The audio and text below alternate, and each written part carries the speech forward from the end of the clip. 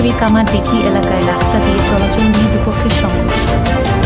লোহাগাড়া উপজেলার আমিরাবাদ ৯ নং ওয়ার্ডের সুকছড়ি বারেক চৌধুরী পাড়ার লাল মিয়া বড় বাড়ির রাস্তা দিয়ে চলাচল নিয়ে দুপক্ষের মধ্যে সংঘর্ষের ঘটনা ঘটে।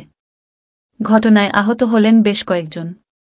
গত ৯ মে বৃহস্পতিবার দুপুর ১টার দিকে এ সংঘর্ষের ঘটনাটি ঘটেছে।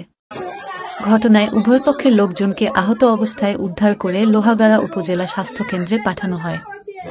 স্থানীয় প্রত্যক্ষদর্শীরা বলেন, সাবেক সিভিল সার্জন অফিসের অ্যাকাউন্ট্যান্ট ওসমান গনি ও আব্দুর রহমানের পরিবারের মধ্যে সংঘর্ষ বাধে।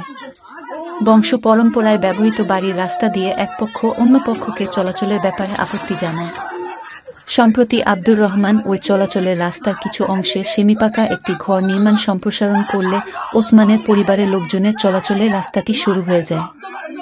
এমনকি ডেলিভারি রোগীকে ভ্যানে করে পরিবহন কিংবা খাটিয়ায় একটি লাশ বের করে কবরস্থানে নিয়ে যেতে পারবে না। এর থেকেই ঝামেলার সূত্রপাত। দুপক্ষের বাকবিতণ্ডার জেরে ব্যাপক সংঘর্ষ বাধে। ধাক্কাধাক্কি, কিল, লাঠির আঘাতে কয়েকজন জখম হয়। ঘটনায় ব্যাপক উত্তেজনা ছড়িয়ে পড়ে এলাকায়। খবর পেয়ে পুলিশ ঘটনাস্থলে পৌঁছে পরিস্থিতি নিয়ন্ত্রণে আনে। পুলিশ জানিয়েছে, এই ঘটনায় দুপক্ষের লিখিত অভিযোগ পাওয়া গেছে। এলাকায় পুলিশের নজরদারি রয়েছে। তবে এ ঘটনাকে কেন্দ্র করে উভয় পক্ষের মাঝে চরম উত্তেজনা বিরাজ করছে। এ ব্যাপারে আহত ওসমান গনি বলেন, তার বাপদাদার ভিটেবাড়িতে তারা স্থায়ীভাবে বসবাস করে আসছেন।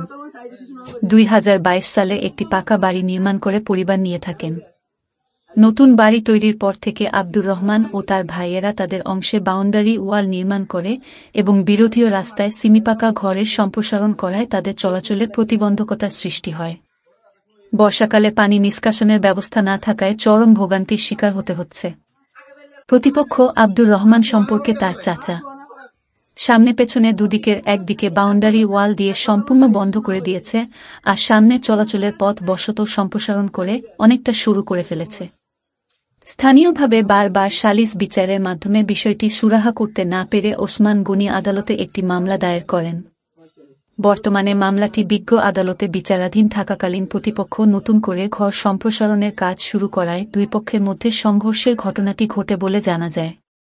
এদিকে আব্দুর রহমানের পরিবারের দাবি, চলাচলের রাস্তাটি তাদের বসতভিটের জায়গা।